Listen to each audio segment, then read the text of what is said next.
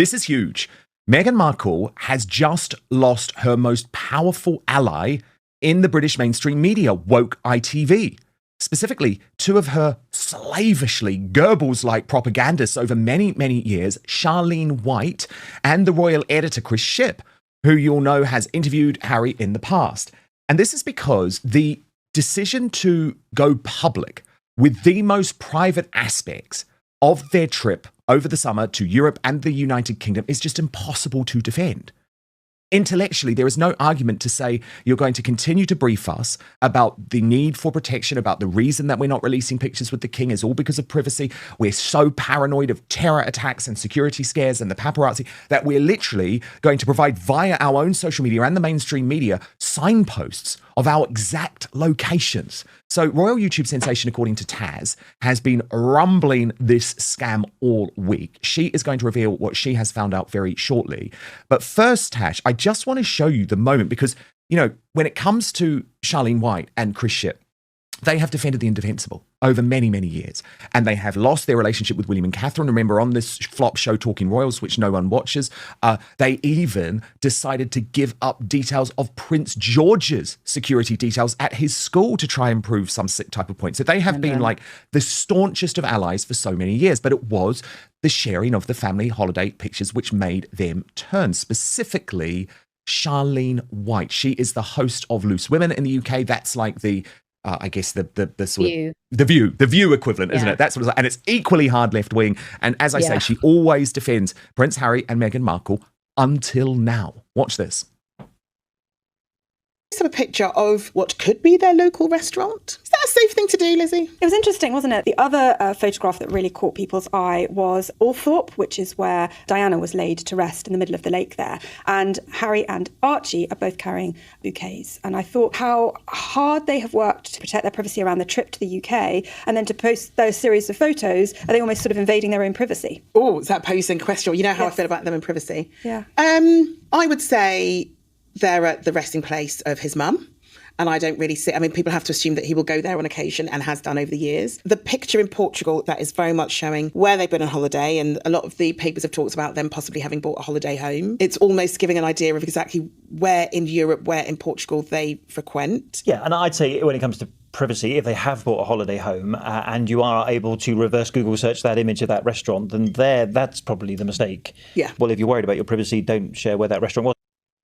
I mean, Dash, when Meghan Markle and Prince Harry have lost Chris Shipp and Charlene White at woke ITV, which remember is completely controlled by a man called Tom Bradby, who used to be good friends with both Prince William and Prince Harry, but sided with Prince Harry, conducted that terrible propaganda interview with Prince Harry. And Prince William said, never again, mate. Like, we gave you our engagement interview and you have now disgustingly turned. When they cannot keep them on side, it just shows you the argument, Tash, is completely lost because there was no way that Charlene White could intellectually defend what they have done. No, I mean, this is a couple that are still trying to lobby the Home Secretary to get security reinstated. It's not just about Harry having security when he comes into the UK. It is about the bigger picture that if he gets security given to him to the levels of what he is requesting, it will then make him someone who needs to be internationally protected. It is about getting all of the countries all around the world to pay for them because it eats into their funds and it gives them status. It makes them feel important. But for them to reveal to the details that Meghan did, she might as well have dropped a red pin in the map and confirmed that what was previously rumours that they had purchased a property in the Costa Terra Golf Resort, it was rumoured. It was never, ever confirmed. And look, that was the private beach access from inside the Costa Terra Beach Resort. So she has revealed exactly where they were staying. And then if that wasn't enough for people, we had the restaurant. Now, you could have just had the photograph of them eating inside the restaurant. It wouldn't have necessarily been identifiable. But the outside the door, she wanted people to know that, and I have looked it up when I was researching, that's 13 minutes away from Costa Terra. And then there was another store that they went to, which was a cutesy Portuguese store with lots of homewares in it. And it's easily, again, identifiable because of its interiors. And again, that was like 18, 19 minutes drive away from Costa Terra. Meghan has just basically turned around and said, "Dear paparazzi, if you would like to come find us, please do so. We will be here." Now, they did say, I didn't read it in the article, but I did see it circulating, that Meghan said, because she's given an interview at some point, but she said that the paparazzi were out in Portugal, but there were no photographs leaked. And you know, Dan, the European paparazzi run under different laws to the UK and to America. They're the ones that, you know, would happily post pictures of Catherine sunbathing topless. You know, they'll take the hit. And they didn't reveal any photographs taken of Meghan or the children in Portugal. So I don't believe that they were bothered at all, but they need to be bothered. Harry needs them to be bothered. Harry needs a magazine to do an exclusive to show pictures taken by the paparazzi so he can sue, so he can use it to buffer up his security situation. Meghan wants it because she wants the money. Exactly. They both need the paparazzi. They both need the paparazzi, because without the paparazzi, how on earth can Harry make the argument, oh, well, we desperately need the security? And then privately, how on earth can Meghan make the argument to Harry, oh, look, H, it's not our fault. It's not our fault that the hapless, horrible paparazzi have shared the photographs of the kids' faces. So, like, of course I'm going to have to. Of course I'm going to have to. Because the paparazzi have already done it. So they are begging for it, actually. And it's particularly tragic. Begging. It is begging. That's exactly what they're doing. She might as well walk around with a big billboard above their heads saying, "This is where we are. Come find us, fellas. We'll be here. This is the beach. This is where we will be. Please bring your cameras. Please bring your what are those little things called that fly around? Drones. The drones. Drones. Bring the drones. Bring the drones. Bring on the clowns." But yeah, I mean, it is ridiculous. It really is. But Tash, it's not only their natural allies who have turned this week. It's also Harry and Meghan's unnatural allies. Now, you know, we've spoken about this woman a lot. Amanda Platel, who in the Daily Mail spent a time, didn't she, Tash, really absolutely turning against William and Catherine, becoming friendly to Harry and Meghan. There were lots of sort of weird games going on, but not anymore. Not anymore. After the Daily Mail's major court case win, the Mail is now turning all of its star columnists back against Prince Harry and Meghan Markle and piling pressure on King Charles, which personally I absolutely believe needs to happen. So this is what Amanda Patel said, Tash, and I'll get you to react. She wrote, just weeks after King Charles was reunited with his Californian grandchildren, Archie, Emily, and Highgrove for the first time in 4 years, Prince Harry is now planning to extend an olive branch to his father with an invitation to join him at the Invictus Games in 2027. According to royal insiders, the exiled prince is said to be hopeful that his father will accept. But here's my warning for King Charles. To do so would be a grave mistake indeed, and a decision that your loyal subjects may never forgive. One source added, Harry would love the king's support. I bet he would, this is Platel. But the brutal truth is that the British public would be simply appalled. It would feel like a betrayal for the millions of loyal monarchists like me who stood by the king, while Harry and Meghan made millions trashing not just our king and queen, but William and Kate and the very institution of the British monarchy.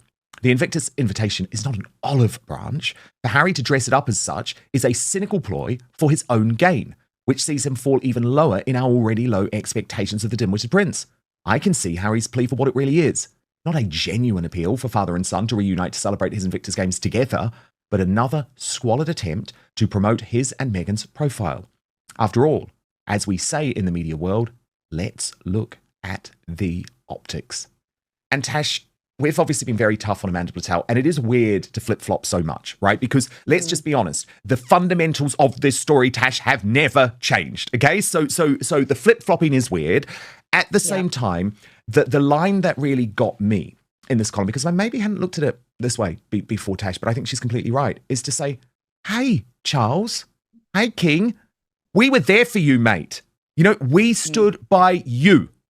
At the time when Harry and Meghan were trying to say, you're a racist, Catherine is a racist, we stood by you.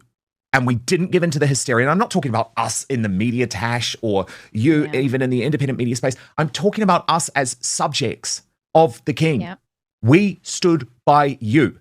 And what? You're now going to sell us down the water. It just really struck me, that line, because I hadn't really thought about it in that way.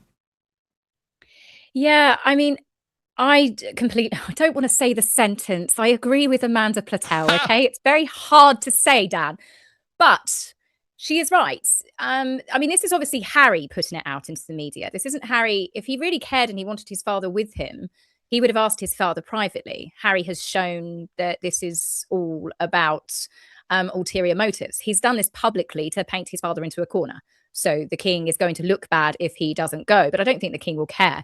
But I think it will be far worse for the king if he did attend, because he would be validating Harry and Meghan. And I said this in my last video, but the Invictus Games isn't what it once was when it was under the royal umbrella. There are lots of sad questions around now with where is the money going from something that started up costing a few million to run. I mean, Canada Games was 30 plus million. The Birmingham is expected to be even closer to 60 million pounds. And yet the services being provided to the veterans seems to be diminishing. And people are asking questions, where is the money going? You have online people that have done investigations or tried to investigate. And there are certain redactions and there is certain things about where the Invictus funds and the money is going in its entirety. How much money is perhaps going towards Harry and Meghan for their expenses, for their security, for their luxury stays? I mean, they don't stay in an Airbnb or something when they come over. They stay in like 5,000 a night sort of suites.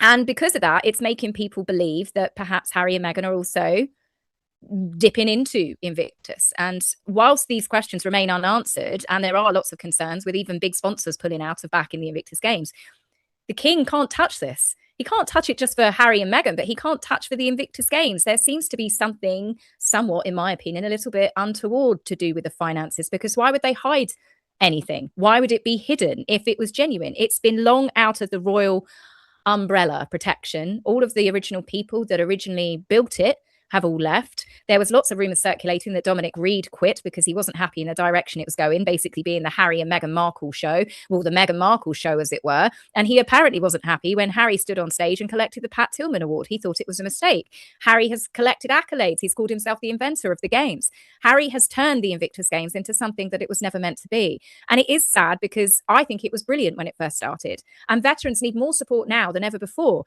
But when you begin to see the figures that perhaps not all of the money is going towards veterans like it should be, the king cannot be associated with this. He cannot give it the royal validity.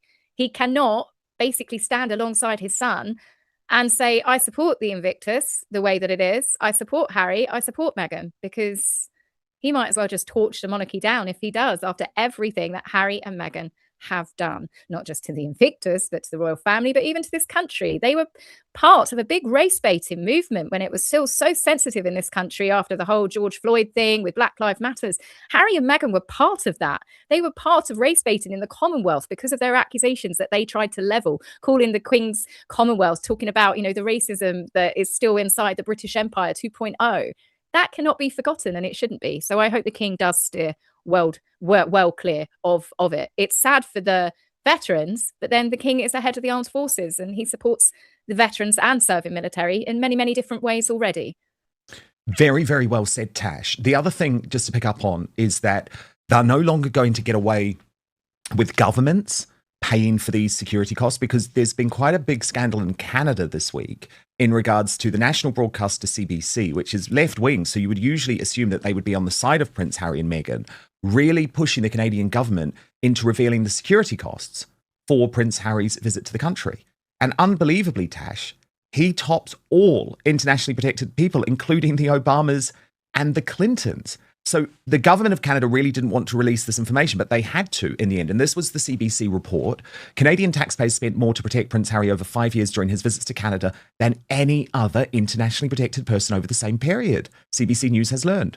According to a document obtained by CBC News under Canada's Access to Information Law, the RCMP spent at least $539,575 to provide security between 2014 and 15 and 2019 and 20, when Prince Harry travelled to Canada for events like the Invictus Games and, to date, his future wife, Meghan Markle. The document also reveals that his security costs were much higher than the $334,337 initially revealed by the RCMP in 2021. In other words, authorities will go to great lengths to try and cover this up because they know the public anger.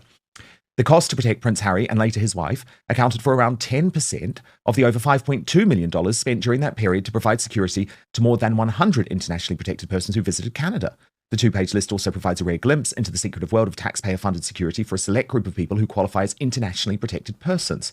Among them are US President Donald Trump's children, former US presidents or their wives on book tours or six-figure speaking engagements, former UK Prime Minister Tony Blair, and members of various royal families. A number of government officials from other countries are also on the list, from ambassadors to countries like the US and Israel, to the Secretaries General of NATO or the United Nations or the heads of the CIA and Israel's intelligence services. And what the difference is here, Tash, is that he isn't someone who is in any formal role now, like all of those other people. So there's two things really going on here. Number one, all of these people are going to be absolutely furious with Prince Harry. All of these officials are going to be furious with Prince Harry because it's him and his desperate need to try and still claim that he is in an official role, which is meaning that this type of information becomes public. But also, the politicians are now acutely aware that if it looks like they are giving taxpayer funding to Harry and Meghan's security costs, they're going to receive a real backlash for it. Yeah, I mean, to find out that Canadian taxpayers, with everything that Canada has gone through in their economy, even back then they were having major problems, to find out that they were paying close to $500,000 in taxes for a prince's booty call. I mean, that's pretty shocking. It's pretty disgusting. But then, I mean, even when they were in Canada for Whistler, they cost thousands of pounds extra to the police forces, which Harry and Meghan do every country they go to. Nigeria spent apparent millions on them with the security they provided. And then obviously when they went to Colombia as well, that got all brought up in the news. And that's part of the reason why I think Harry also wants his internationally protected person status, because that means that that sort of information would remain hidden. But you've got so many authorities that are covering up, and it makes you wonder, how much has America paid? I mean, I can imagine under Trump, it's probably a lot less than what it was under Biden. But can someone do a look into that and to see how much Harry and Meghan do actually cost? We saw when they went to New York. That's police motorcades. Are Harry reimbursing New Yorkers? Is New York tax dollars actually going back towards, to be put back into protecting New Yorkers? It's shocking the amount that this couple cost and how much they've been allowed to get away with. And they are now private citizens. But again, you're right. This is why Harry is pushing, I am still a working royal. No, you're not, Harry. But he wants people to think that he's a working royal. And it's just not true. He doesn't represent anybody other than himself. He doesn't represent the crown, the king, the monarchy, the UK. He doesn't represent America. He doesn't represent anybody. And he should not be treated in a way where it costs taxpayers millions, thousands, hundreds of thousands and millions of pounds. He chose to leave the position that he was in. And there are other members of other members of royal families that live normal lives that chose to quit. If you remember the Princess of Japan, I think Meiko, she gave up absolutely everything and she lives a normal life. She is not protected by taxpayers around the world when she travels around because she chose to have a normal life.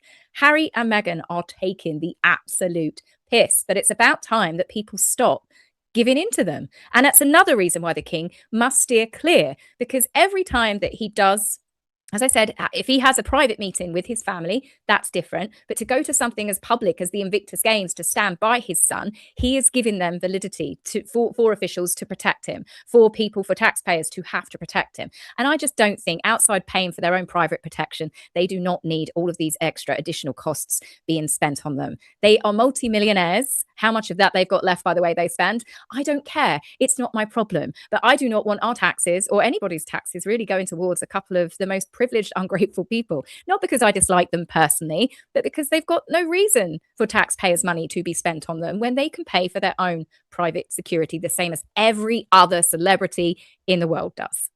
Tash, I wanted to end this week by talking about Rod Liddle. He was a great British newspaper columnist over many years, also one of the first contributors to my former show on GB News. He died after a short illness, and The Sun newspaper, where he was also a columnist alongside the Sunday Times and The Spectator, put together the Word of Rod. And they really brought together his best moments as a columnist, his most cutting takedowns. And of course, Tash, the Sussexes figured. And I just wanted to share with you his incredible words, because even now, he's still just got these two completely right. Rod Liddle wrote, in a very modern twist on the old never explain, never complain mantra of the Windsors, always complain, always explain why everyone except you is such a horrid bully, became the Sussex strapline. The groom of the stool was the most intimate of an English monarch's courtiers, responsible for assisting in excretion. But I do remember thinking, oh, so that's what a groom of the stool looks like on first seeing a photograph of Omid Scobie. You wondered where he was going there, right, Tash? And I just have to say, we are going to miss him, aren't we, Tash, for columns like that?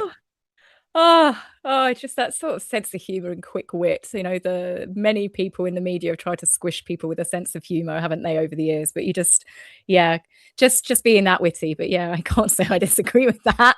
But yeah, I'm sure Omid Scobie appreciates that one. But yeah, no, it's very sad that, you know, obviously he's passing someone that can just write the way that he did. He did just have a natural talent, and you don't see it as often as you used to. Like I said, there seems to have been quite a big suppression, I would say. People get too offended too quickly. People are too upset, and Harry and Meghan are the perfect examples of that, really. I think Harry and Meghan get out of bed offended every single day because they're one of the type of people that look to be offended.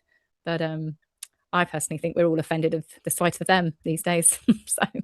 Indeed, indeed. Rest in peace, Rod Liddle. Thank you for your brilliant words. Tash, thank you for your brilliant contributions today. Pleasure. This video is for news reporting, commentary, and educational purposes. The views expressed are based on publicly available information and personal analysis. We strive for accuracy but encourage viewers to verify information through official sources.